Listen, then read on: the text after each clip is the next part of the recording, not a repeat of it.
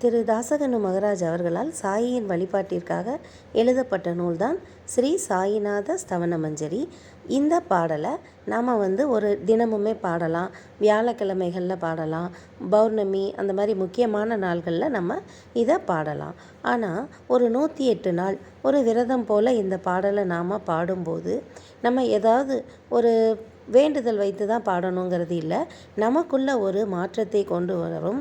சாயின் உணர்வாகவே நம்ம மாறவும் கூட இந்த பாடல் பாராயணம் நமக்கு உதவி செய்யும்.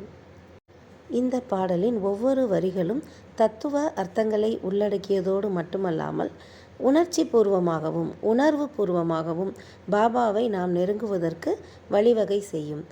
இப்போ நாம்ளும் பாபாவும் வேறு வேறு இல்லை, நம்ம 2 பேருமே ஒன்று தான், நம்ம அவரோட குழந்தை அப்படிங்கிற ஒரு மனோபாவத்தை நமக்குள்ளே தோற்றுவிக்கும். பாடித்தான் பாருங்களேன் 108 நாள்.